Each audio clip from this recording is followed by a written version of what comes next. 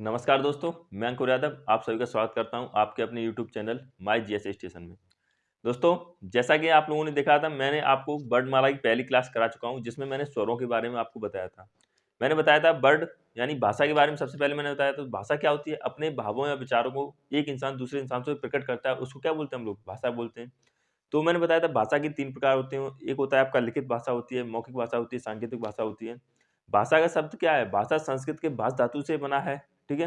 मैंने आपको इसमें बताया था कि लिपि क्या होती है? लिपि भाषा को लिखने के लिए जिन चिन्हों का प्रयोग करते हैं उसे हम लोग लिपि बोलते हैं। जैसे हमारी हिंदी भाषा की देवनागरी लिपि थी। मैंने आप लोगों को बताया था वर्णमाला यानी वर्ड। अब वर्ड क्या होती है? वर्ड अगर मैंने बताया था आपको कि ध्वनि या भाषा की सबसे छोटी इकाई को हम लोग वर्ड, ध्वनि या अक्षर कहते हैं, ठीक है? तो अक्षर बताए थे मैंने आपको, उसमें फिर मैंने आपको बताया था वर्णमाला किसे कहते हैं, तो वर्णों के व्यवस्थित समूह को वर्णमाला कहते हैं। हमारी हिंदी वर्णमाला में मैंने आपको बताया था कि 52 अक्षर होते हैं, जिसमें से 13 आपके स्वर होते हैं और 39 आपके व्यंजन होते हैं। अगर हम स्वरों की बात करें तो मैंने स्वरों को आपको पहली वाली कक्षा में आपको बता दिया था। आज हम लोग बात करेंगे व्यंजनों के बारे में। तो मैं आपको वही रिकॉल कर रहा था एक बार। तो आज हम लोग पढ़ते हैं, दूसरी क्लास है, ये हिंदी की दूसरी क्लास है। इसमें आज हम लोग पढ़ेंगे वर्णमाला में व्यंजनों के बारे में। तो व्यंजन क्या होते हैं? तो मैंने आपको स्वर बताए थे कि तो हम लोग अब बात करें व्यंजन की। तो व्यंजन क्या है? जो स्वरों की सहायता से बोले जाते हैं उन्हें हम लोग बोलते हैं व्यंजन, ठीक है? तो अगर हम व्यंजनों की बात करें तो हमने बताया आपको जो स्वरों की सहायता से बोले जाते हैं, जो वर्ड स्वरों की सहायता से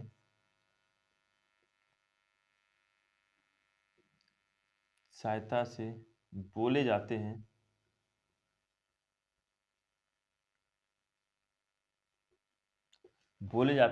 हम उन्हें क्या कहते हैं? व्यंजन कहते हैं, ठीक है?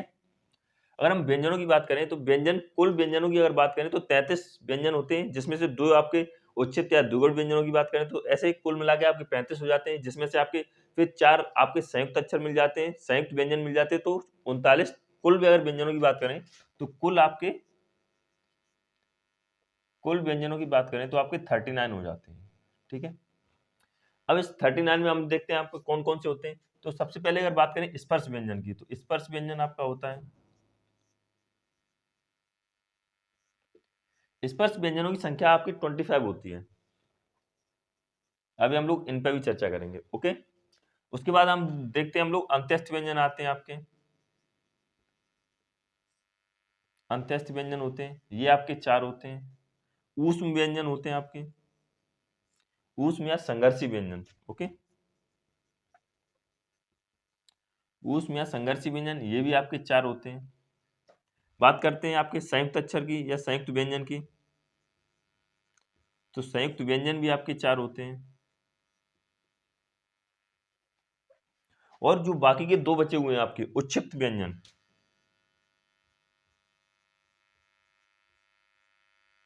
उच्छिप्त या द्विगुण व्यंजन, ये आपके 2 होते हैं। तो इस तरह से कुल इनको मिलाने के बाद हमको जो व्यंजन आते हैं वो आपके 39 व्यंजन हो जाते हैं। तो आज हम लोग उसी व्यंजनों के बारे में चर्चा करते हैं, ओके? सबसे पहले आज व्यंजन देखते हैं, कौन सा व्यंजन किस स्थान पर स्थित है। तो अगर हम बात करें व्यंजनों की, तो स्पर्श व्यंजन की अगर बात करें तो सबसे पहले आता है आपका क, ख, ग, घ और ग। उसके बाद आता है आपका च, छ, ज, झ और ञ। ट, ठ, ड, ड़ और क। त, थ, द, ध और न।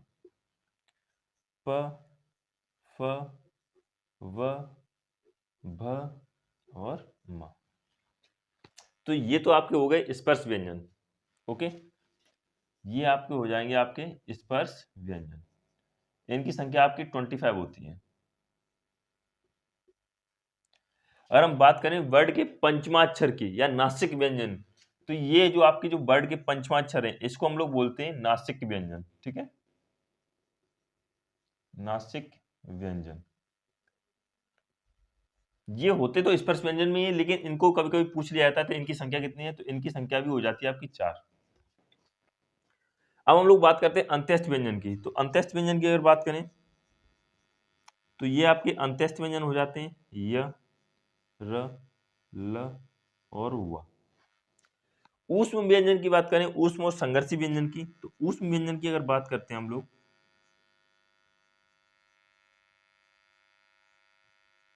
तो आता है आपका स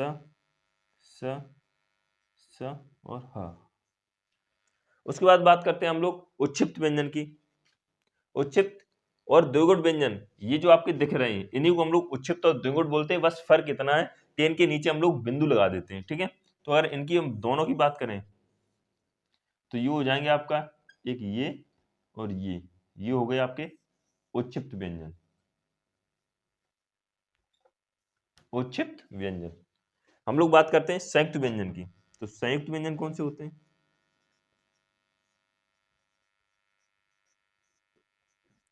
संयुक्त व्यंजन में आता है आपके चार होते हैं। एक होता है छ, त्र, ज्ञ और एक होता है स्र। जिसमें हम लोग कभी कभी बोलते हैं, जैसे गांव में, गांव देहात में आज भी बोलते हैं कि अपने पापा का नाम बताओ, तो हम लोग बोलते हैं श्री फलाने सिंह, श्री फलाने सिंह, या माता जी के नाम पे श्रीमती लगाते हैं। इंग्लिश में बोलते हैं मिस्टर मिसेस। तो वो जो स्र आता है वो आपका ये होता है। अब इन्हें संयुक्त व्यंजन क्यों कहते हैं? क्योंकि ये दो व्यंजनों के मेल से बने होते हैं। ओके।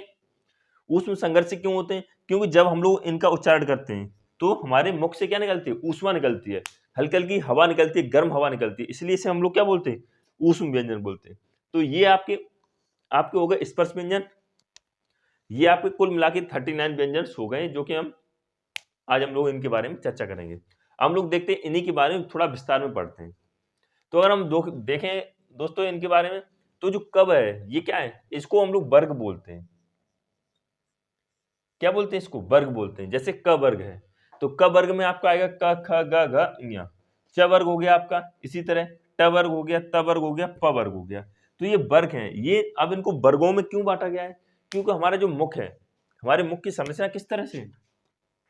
सपोज दैट ये हमारा मुख है, ये नाक है, ये मुंह है हमारा, और इसको इस तरह से मान लीजिए। ओके। तो जो सबसे नीचे वाला ये होता है, ये हमारा क्या होता है? ये जो कंठ होता है, इसको हम लोग क्या बोलते हैं? कंठ बोलते हैं। तो ये जो हो गया हमारा कंठ। ओके। उसके बाद हम बात करते हैं तालु की। तो जो हमारा जो नेक्स्ट होता है च वर्ग, वो क्या होता है आपका? तालु, यानी तालब्य। अब तालब की बात करें तो हमारे जो गांव देहात में आज भी बोलते हैं तरुआ चटक जा तुम आओ, है ना। जब भी कभी लड़ाई होती है तो क्या बोलते हैं? तरुआ चटका दी मत मत तुम आओ। तो तरुआ क्या होता है? यानी तालब्य क्या होता है? जो जीभ है हमारी, हमारी जीभ है ना, जीभ, यानी कंठ के ऊपर ऐसी जीभ आती है, तो जीभ के पीछे वाले हिस्से का ऊपर वाला तल होता है, उसे बोलते हैं हम लोग तालब्य। तो जैसे मान लीजिए ये जिह्वा है, तो जिह्वा का ये वाला जो भाग है, इसको हम लोग बोलते हैं तालव्य, तालु। ओके।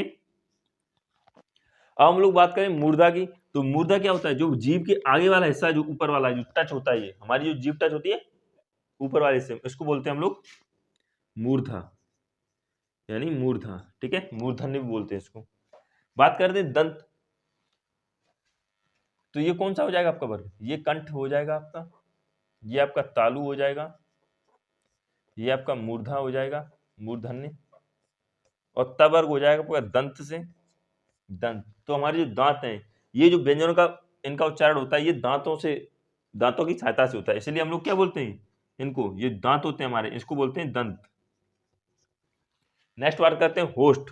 ये जो प वर्ग है आपका, वो किससे उच्चारण होता है? होठों से, तो इसके इसलिए बोलते हैं इसको होस्ट। तो यहाँ पे आपके जो होठ बने हुए हैं, ये इनको बोलते हैं हम लोग होस्ट। तो ये इस तरह से आपके पूरे जो स्पर्श व्यंजन है, स्पर्श यानी ये किसी न किसी को स्पर्श कर रहे हैं, या कंठ को स्पर्श कर रहे होंगे, तालु को स्पर्श कर रहे होंगे, मूर्धा को, दंत को, होठों को। आप खुद इस चीज को ट्राई कीजिए। क वर्ग जो जब भी आप बोलेंगे तो बिना कंठ की सहायता से क वर्ग नहीं बोल सकते हैं, अंदर से आवाज आएगी। बोलिए आप क ख ग, अंदर से आवाज आएगी। ऐसे ही आपको जब तालु का बोलेंगे च छ ज, तो जो जीभ है आपकी, जीभ पीछे वाले हिस्से से टच होगी, च छ ज झ, इस तरह से। मूर्धा आपके ट ठ ड ढ, इस तरह से टच होगी आपकी। दंत से आप जब भी बोलेंगे त थ द ध न, अगर आपके दांत नहीं होंगे तो आप ये उच्चारण करने में थोड़ा सा आपको मुश्किल होगी। होठ, होठ से बोलेंगे प फ ब भ म, अगर आपको होठ नहीं होंगे तो आप, ये गारंटी दे रहा हूं मैं आपको, आप ये शब्द नहीं बोल सकते, आप ये वर्ड का उच्चारण नहीं कर सकते। तो हम लोग अब देखते हैं आगे, इसी में इनको थोड़ा सा और डिस्कस करते हैं, है ना। चलिए, तो अब हम लोग बात करते हैं इसी में व्यंजनों में आगे। तो व्यंजनों को पढ़ने से पहले हम लोग थोड़ा सा इनकी दो चीजें और देख लेते हैं। एक होता है घोष तत्व के आधार पर व्यंजनों के वर्गीकरण, और एक होता है प्राण तत्व के आधार पर व्यंजनों का वर्गीकरण। उसके बारे में थोड़ा सा चर्चा करते हैं हम लोग। तो घोष तत्व की अगर बात करें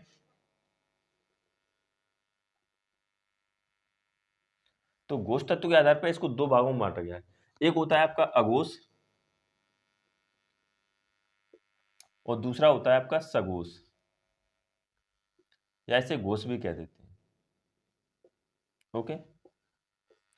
और प्राण तत्व की अगर बात करें तो प्राण तत्व के आधार पर इसको भी दो भागों में बांटा गया है। एक होता है आपका अल्प प्राण और दूसरा होता है आपका महाप्राण। अब ये होते क्या है, घोष तत्व, सघोष, घोष, अघोष, प्राण, अल्प प्राण। हम लोग देखते हैं तो घोष का अर्थ क्या होता है। घोष का अर्थ होता है जब भी हम व्यंजन या स्वर की बात करें, व्यंजन बोलते हैं ना, जो भी वर्ड बोलते हैं, तो जैसे ही हम लोग वर्ड बोलेंगे तो जैसे ही वर्णों का उच्चारण करें तो स्वर तंतुओं में क्या हो जाएगा, कंपन स्टार्ट हो जाता है ना। तो उसको इसी के आधार पर हम लोग बोला है, घोष तत्व के आधार पर इनको दो भागों में बांटा गया है। कौन कौन से, अघोष और सघोष। अगर आपके स्वर तंतुओं में कंपन हो रहा है, नहीं हो रहा है, तो आपका हो जाएगा अघोष, और हो रहा है तो आपका हो जाएगा सघोष। अगर हम अघोष की बात करें तो जिनके उच्चारण में, अघोष में क्या हो जाएगा, जिनके उच्चारण में स्वर तंत्रियों में कंपन न हो, स्वर तंत्रियों में कंपन न हो, उसे हम लोग क्या बोलते हैं, अघोष बोलते हैं। ठीक है। और सघोष की अगर बात करें तो जिनके उच्चारण में स्वर तंत्रियों में कंपन हो, इसमें क्या होगा, कंपन होगा, यानी वाइब्रेशन पैदा होगा, तो उसको हम लोग बोलते हैं सघोष। अगर हम बात करें अघोष और सघोष की, अब इनमें व्यंजन कौन कौन से होंगे, तो व्यंजनों की बात करें, अब देखिए यहाँ पे अघोष है, अ कहाँ आता है, शुरुआत में आता है। आपका वर्णमाला किससे स्टार्ट होती है, अ से। तो अघोष भी आपका कहाँ से स्टार्ट होगा, शुरू से। तो अगर इसकी बात करें तो इसमें कौन कौन से व्यंजन आएंगे, तो इसमें पहला और दूसरा व्यंजन आएंगे आपके। ठीक है। सभी वर्ग के पहला और दूसरा व्यंजन आएगा। सघोष की अगर बात करें तो सभी वर्ग के तीसरा, चौथा और पांचवा, सभी वर्ग के सभी व्यंजन आएंगे। ठीक है। सभी वर्ग के सभी व्यंजन आएंगे। ओके। अब हम लोग बात करते हैं महाप्राण, यानी सॉरी, प्राण तत्व के आधार पर। तो प्राण क्या होता है, यानी वायु। अगर वायु निकल रही है, आ रही है, जैसे हम लोग बोलते हैं प्राण निकल गए, मतलब सांस लेना। जब गांव में अक्सर लोग जो सांस लेना बंद कर देते हैं, जिनकी मृत्यु हो जाती है, तो क्या निकलते हैं, क्या कहते हैं हम लोग, अब प्राण निकल गए, मतलब सांस नहीं आ रही, ना आ रही है ना जा रही, तो उसे हम लोग क्या बोलते हैं, प्राण निकल गए। तो अल्प प्राण और महाप्राण। अब अल्प, अल्प सांस या महासांस। अब देखें, अगर अल्प प्राण यानी अल्प वायु और महाप्राण यानी महावायु। अल्प मतलब जिन व्यंजनों का उच्चारण करते समय थोड़ी सी हवा का प्रयोग हो, थोड़ी सी वायु का या थोड़ी सी प्राण का प्रयोग हो, उसे हम लोग क्या बोलते हैं, अल्प प्राण। और महाप्राण जिन व्यंजनों का उच्चारण करते समय वायु का बहुत ज्यादा प्रयोग होता है, उनको हम लोग क्या बोलते हैं, महाप्राण। अब इसमें अल्प प्राण और महाप्राण में देखिए, अगर इनकी बात करें व्यंजनों की, तो कौन कौन से व्यंजन आएंगे आपके अल्प प्राण में, तो ये आएगा आपका 1, 3 और 5। ये आपके हो जाएंगे वर्ग के सभी व्यंजन, वर्ग के सभी व्यंजन। ओके। और महाप्राण की बात करें तो महाप्राण में आपका 2 और 4, 2 4 वर्ग के सभी व्यंजन, 2 4 वर्ग के सभी व्यंजन। अभी हम जब लोग आगे पढ़ेंगे तो हम लोग बताएंगे आपको कि स्वर, जब हमने आपको स्वर पढ़ाए थे तो मैंने आपको बताया था सभी स्वर कैसे थे, सघोष थे। ओके। तो अभी हम लोग आपको बताएंगे अंत्यस्थ व्यंजन कौन से, महाप्राण है, अल्पप्राण है, सघोष है, घोष है, ये सब देखेंगे। तो हम लोग आगे देखते हैं अभी इसमें। चलिए, अब हम लोग देखते हैं व्यंजनों के वर्गीकरण को। तो व्यंजनों के वर्गीकरण की बात करें, यानी वर्गीकरण, तो वर्गीकरण की अगर बात करते हैं हम लोग व्यंजनों की, तो व्यंजनों के वर्गीकरण में हम लोग देखते हैं कंठ, तालु, मूर्धन्य, दंत, होष्ठ। ओके। उसके बाद हम लोग देखते हैं अंत्यस्थ व्यंजन, ऊष्म व्यंजन, संयुक्त व्यंजन और उच्छिष्ट या द्विगुण व्यंजन। अगर हम लोग बात करें स्पर्श व्यंजन की, तो मैंने आपको अभी बताया स्पर्श व्यंजन में 25 वर्ड होते हैं, व्यंजन होते हैं, जिसमें से मैंने आपको क वर्ग से लेके आपका म वर्ग यानी प वर्ग तक आपका चला था, जिसमें कंठ से लेके मैं आपके होठ तक आया था। उसके बाद बात करते हैं अंत्यस्थ व्यंजन की। तो अंत्यस्थ व्यंजन की अगर बात करें तो अंत्यस्थ व्यंजन क्या होते हैं, जिसमें जिन व्यंजनों को उच्चारण करते समय स्वर और व्यंजनों के मध्य में स्थित हो उनको हम लोग बोलते हैं अंत्यस्थ व्यंजन, जैसे य, र, ल, व। ओके।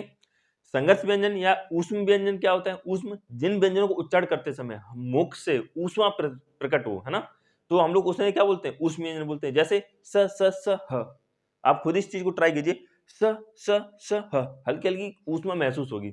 जैसे हम लोग जब भी फूंक मारते हैं, अगर मुंह को हम पतली फूंक मारे तो ठंडी निकलती है, और मुंह को थोड़ा सा फाड़ के फूंक मारे तो कैसी ऊष्मा निकलती है, गर्म निकलती है। जैसे तो गर्म आएगी, तो पतली हवा आएगी, है ना। तो ऐसे ही हमारे इसमें ऊष्म व्यंजन में होता है। उसके बाद हम लोग बात करते हैं संयुक्त व्यंजन की। तो संयुक्त व्यंजन क्या होते हैं, जो व्यंजन दो व्यंजनों के मेल से बने उन्हें हम लोग बोलते हैं संयुक्त व्यंजन। ओके। तो हम लोग देखते हैं अभी वर्गों व्यंजनों का वर्गीकरण। तो वर्गीकरण में हम लोग देखेंगे आपका सबसे पहले कंठ, है ना। उसके बाद बात करते हैं तालु, फिर आपका आएगा मूर्धा यानी मूर्धन्य की, और आपका दंत, और आपका होठ, होष्ट व्यंजन। तो अब हम लोग देखते हैं कंठ में। कंठ में आपका आता है क वर्ग। तो पहले आपका आएगा कौन सा, क वर्ग। ये वर्ग है आपके, ये क वर्ग है। तो यहां से आप स्टार्ट होगा आपका क, ख, ग, घ और ञ। तो ये क्या है, ये आपका क वर्ग है। अब इसी के साथ साथ कौन कौन से व्यंजन और आएंगे, तो इसकी अगर बात करें हम, तो यहाँ पे आएगा आपका अ, आ, अंग, घ और हा, हल। ये आपके क वर्ग में आएंगे। क वर्ग में कौन आएगा, क वर्ग तो पूरा आएगा ही, 5 अक्षर तो ये आते ही आते हैं। फिर उसके साथ में आ, अंग है, और हा, हल आएगा। ठीक है। ऐसी बेहतरीन शॉर्ट ट्रिक बनाई है मैंने, आपको बताऊंगा पूरे यूट्यूब पे, आपको कोई नहीं बताएगा इस चीज के बारे में। कभी आप भूल के दिखाता हूं, भूल नहीं पाओगे इस चीज को। बात करते हैं तालु की। तो तालु में आपका कौन सा वर्ड आएगा, च वर्ग। तो हम लोग बात करते हैं तालु की, है ना। तो तालु में आपका आएगा च वर्ग। अब च वर्ग में कौन कौन सा आएगा, तो च वर्ग तो पूरा पूरा आएगा ही आएगा आपका, च, छ, ज, झ, ञ। साथ में इसमें और क्या आएगा, इसमें आपकी आएगी स्वर में ई, य और स। ये आपके आएगा च वर्ग में। बात करते हैं हम लोग अब मूर्धन्य में। तो मूर्धन्य में आपका आएगा ट वर्ग। ट वर्ग तो आपका पूरा ही पूरा आएगा, उसके साथ साथ में आपका ऋषि, रे से ऋषि आएगा और र आएगा। ठीक है। तो ट, ठ, ड, ड़, ड प्लस आपका रे से ऋषि और स। ठीक है।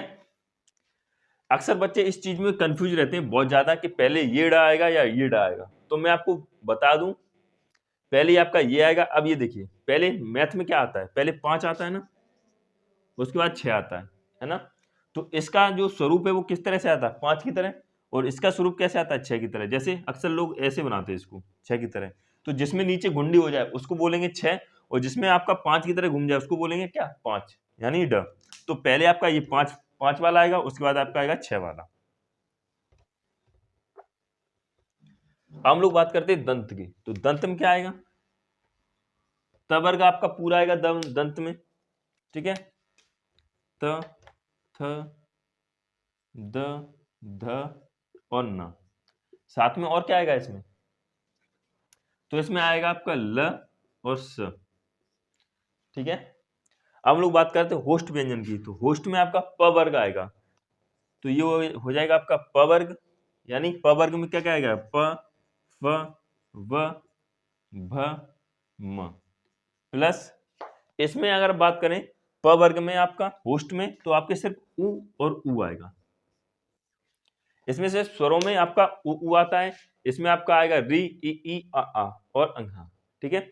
ये आपके इतने स्वर इसमें आ गए आपके व्यंजनों में। जैसे कंठ से बोलने वाले स्वर कौन कौन से आपके, तो कंठ से बोलने वाले स्वर आपके ये हैं। तालु से बोलने वाले स्वर आपके ई है। मूर्धन से स्वर बोला जाता है आपका रे से ऋषि वाला बोला जाता है। ठीक है। और ओष्ठ से बोलने वाला स्वर आपका उ है। अब बचे कौन कौन से, ए ऐ और उ औ। तो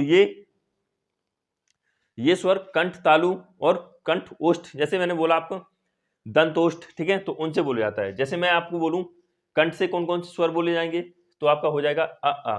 अब इसमें भी कंठ और किसी तालु या मूर्धा या दंत या ओष्ठ, इन दोनों के जब आपस में मिलेंगे उनसे स्वरों का विकार उत्पन्न होगा, ठीक है। तो हम लोग अब देखते हैं आगे।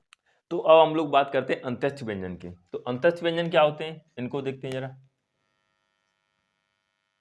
अंतस्थ व्यंजन, ओके, इनका क्या है, इनका उच्चारण जो है वो स्वर और व्यंजनों के बीच में होता है ना। इनका उच्चारण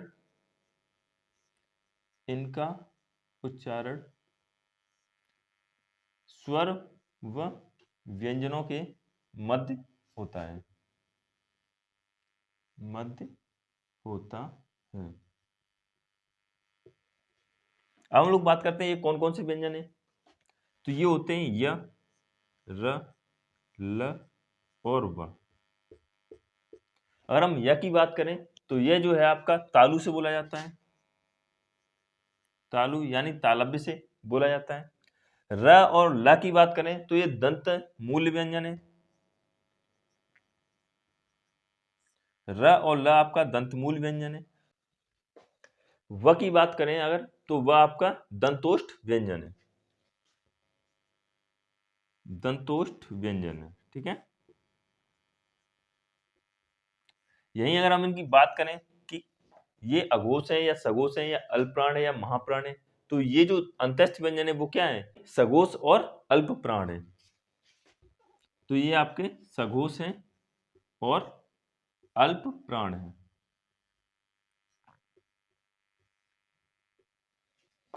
अब हम देखते हैं य और व जो है आपके अर्ध स्वर कहे जाते हैं, य और व आपका अर्ध स्वर बोला जाता है, अर्ध स्वर बोला है। जैसे हम लोग बोलते हैं कभी कभी कौवा, तो कौवा में कौ आ भी लिख देते हैं और कौ बा भी बना देते हैं, है ना। तो य और व आपका अर्ध स्वर है। र और ला की अगर बात करें तो र आपका क्या है, ल, ल आपका पार्श्विक है। तो अब हम लोग बात करते हैं ऊष्म या संघर्षी व्यंजन की। तो ऊष्म या संघर्षी व्यंजन क्या होते हैं, इनको समझते हैं हम लोग।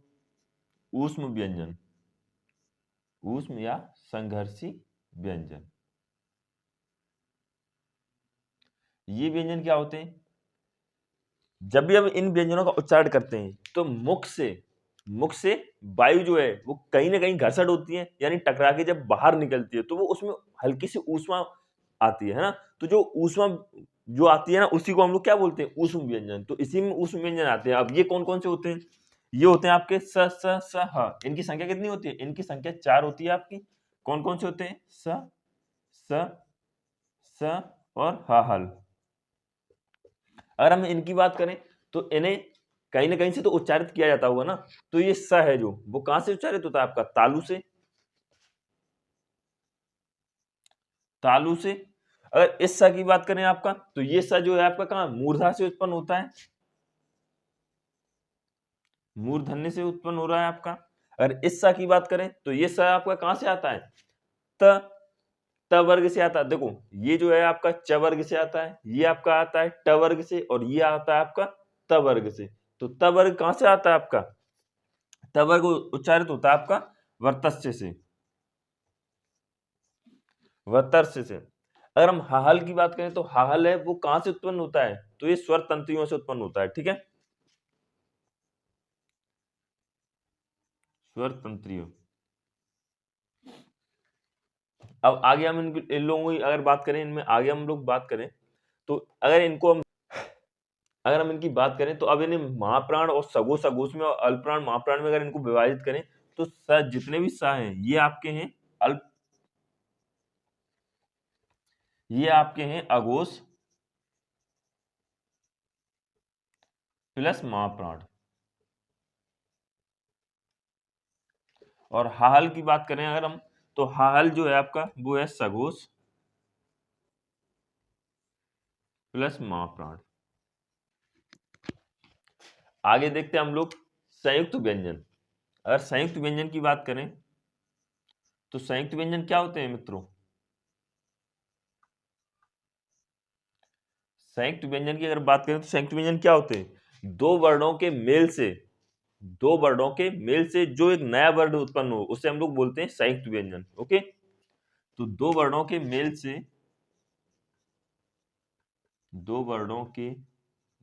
से बना नया वर्ण क्या कहलाता है? संयुक्त व्यंजन कहलाता है।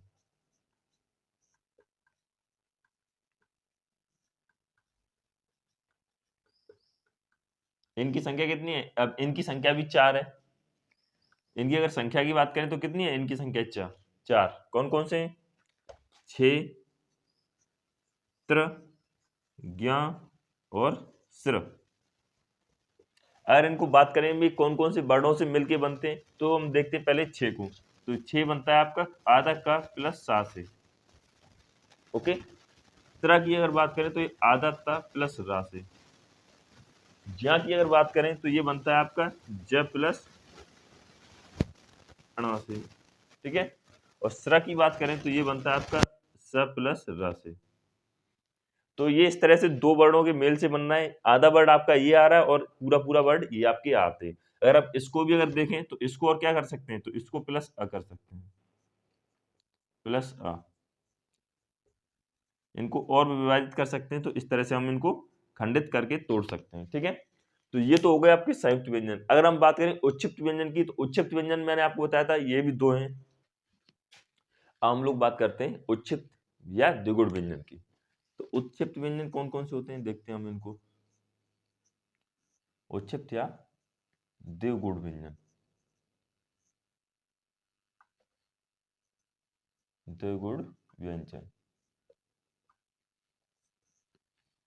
ये क्या होते हैं? अगर हम इनकी बात करें उच्छिष्ट या द्विगुण व्यंजन की, तो इनका उच्चारण करते समय जो जीभ वो पहले मूर्धा से टच होती है, उसके बाद फिर झटके के साथ बाहर आती है ना। तो इन ऐसे व्यंजनों को क्या बोलते हैं हम? उच्छिष्ट व्यंजन। आप खुद ट्राई कीजिए, ड ड़, एकदम जो जीभ है ना पीछे मूर्धा से टच होगी, उसके बाद आएगी। तो ये कितने हैं? ये 2 हैं।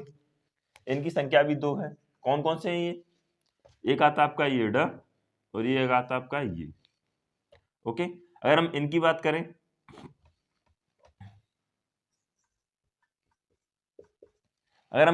करें, तो ये दोनों उच्चारित कहां से होते हैं? ये मूर्धा से उत्पन्न होते हैं, यानी मूर्धन्य से उच्चारित किए जाते हैं दोनों ये। और साथ ही अगर मैं सगोश या अघोष की अगर बात करें तो ये दोनों ही क्या है आपके? ये दोनों ही आपके सगोश हैं। ये दोनों आपके क्या है? ये दोनों ही आपके सगोश व्यंजन है।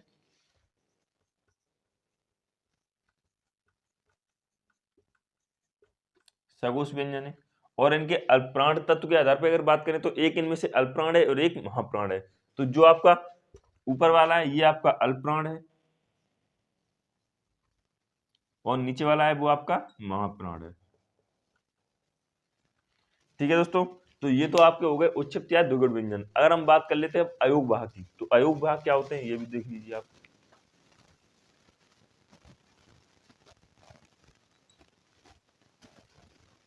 इनको वैसे हम काउंट तो स्वर में किए करते हैं, लेकिन ये तो न तो स्वर होते हैं और ना ही ये व्यंजन होते हैं। इनकी संख्या भी 2 होती है, एक ये होता है और एक ये होता है। इसमें से ये क्या है? ये अनुस्वार है, अनुस्वार बोलते हैं इसको, और इसको बोलते हैं विसर्ग।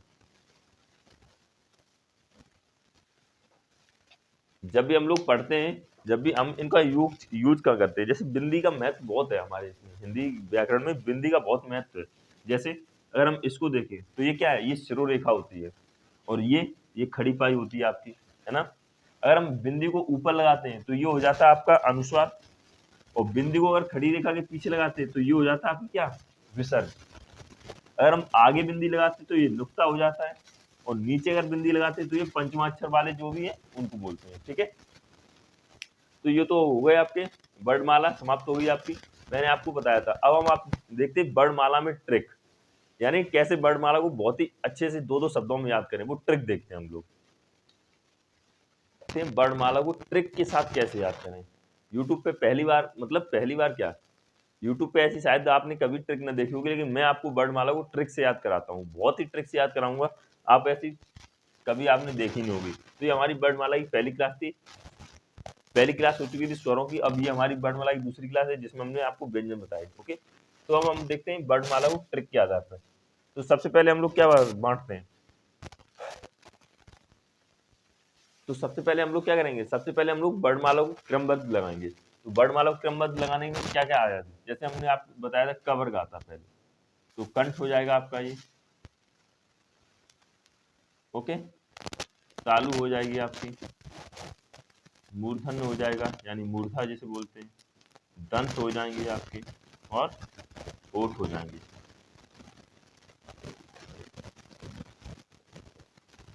अगर हम इनकी बात करें तो इस कंठ में क्या क्या आएगा, तो कंठ में क वर्ग आ जाएगा आपका पूरा, ये आपका क्या है वर्ग। ओके, क वर्ग आता है, अभी बता रहे ट्रिक के साथ, है ना। क वर्ग आएगा आपका, और क्या आएगा, मैंने बताया था आपका आ आएगा, बड़ा आ आएगा, विसर्ग वाला ये अंग आएगा आपका, और हा हल आएगा। ओके, उसके बाद आता है आपका च वर्ग। तो च वर्ग में मैंने क्या क्या बताया था आपको, छोटी ई आएगी, बड़ी ई आएगी, या आएगा, और स आएगा ये वाला।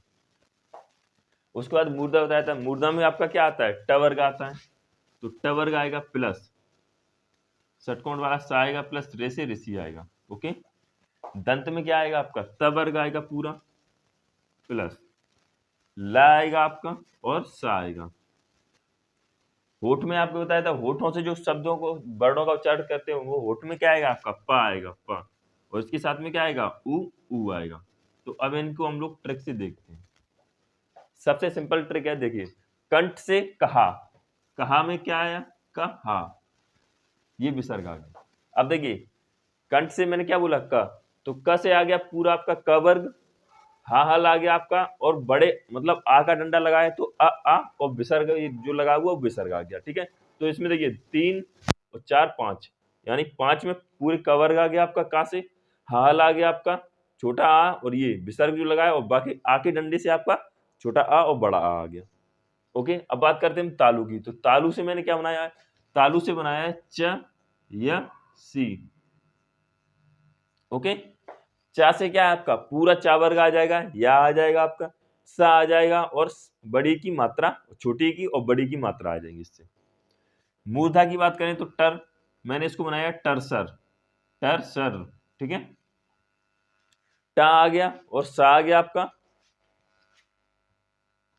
और ये यहाँ पे आपको ऋषि, रे से ऋषि बना दो, लो टरसर हो गया आपका। ठीक है,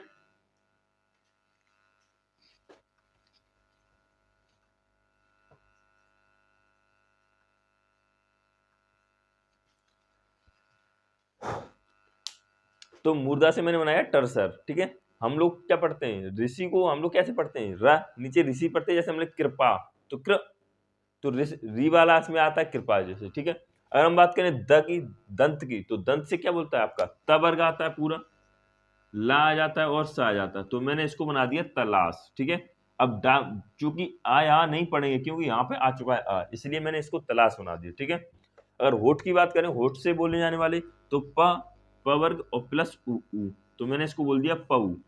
तो कहा, चैसी, टरसर, तलाश और पऊ। फिर से देखिए, कंठ से कहा, और तालु से चैसी आपका, मूर्धन से टरसर, दंत से तलाश, और होठ से पऊ। ठीक है, इस चीज को ध्यान रखना। अब देखिए, अब कंठ, जैसे मान लीजिए हमने कंठ से और तालु से मिलकर कौन से शब्द बनता है, कौन सा वर्ड बनता है ना। मूर्धा से, कंठ, ओठ से कौन सा बनता है, इनको भी देखते हैं। तो सबसे पहले हम देखते हैं कंठ तालु, कंठ प्लस तालु, जिसे हम लोग बोलते हैं कंठ तालव्य। ओके, तो कंठ तालव्य से बनने वाला शब्द वर्ड कौन सा हो जाएगा आपका, ए आई, ए आई, ये संयुक्त स्वर भी हैं आपके। ओके, नेक्स्ट देखते हैं हम लोग कंठ ओष्ठ, कंठ के साथ बनता है, जुड़ता है आके होठ। ठीक है, तो कंठोष्ठ, तो ये क्या आ जाएगा आपका, ओ औ, तो ये हो जाएगा आपका ओ और औ। नेक्स्ट अगर हम बात करें दंतोष्ठ की, तो द और प्लस होस्ट से मिलके बनता है दंतोष्ठ, द और होस्ट, द दंत प्लस होस्ट से मिलके बनता है दंतोष्ठ, तो वो उसमें आ जाएगा आपका व, दंत प्लस होस्ट, इसमें क्या आ जाएगा आपका व। और आपके बचे हुए हैं आपके नासिक यानी वर्ड के पंचमाक्षर। अगर नासिक के पंचमाक्षर की बात करें तो वो आपके हो जाते हैं आपके पूरे वर्णमाला के। ये हो गया ड, ड, ड, न और म। इनको हम लोग बोलते हैं वर्ड पंचमाक्षर। नासिक व्यंजन या पंचमाक्षर।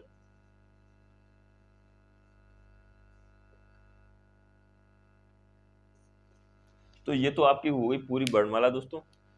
मैंने आपको स्वर बताए, पहले थोड़ी भाषा बताई थी, भाषा के प्रकार बताए थे, लिपि बताई मैंने आपको, फिर वर्णमाला के बारे में बताया था, स्वर बताए, व्यंजन बताए मैंने, स्वरों के भेद बताए थे मैंने, स्वरों के कितने प्रकार होते हैं, व्यंजनों के प्रकार बताए थे मैंने। व्यंजनों में मैंने आपको ये कंठ, तालु, मूर्धा, दंत, ओष्ठ ये भी समझाया मैंने आपको। उसके बाद मैंने ये आपको ट्रिक बताई, कंठ से कहा का, तालु से चैसी, मूर्धा से टरसर हो गया आपका, दंत से तलाश हो गई आपकी, होठ से पऊ हो गया।